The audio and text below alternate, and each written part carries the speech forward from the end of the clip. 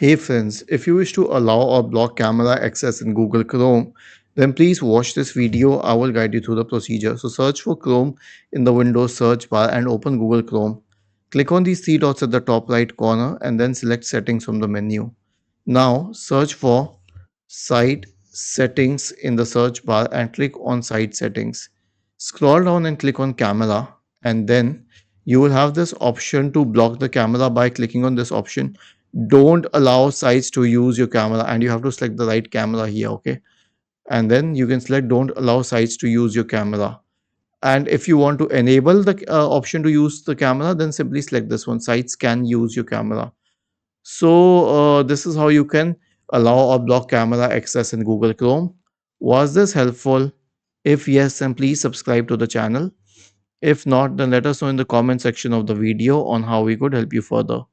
Thank you for watching this video and have a nice day.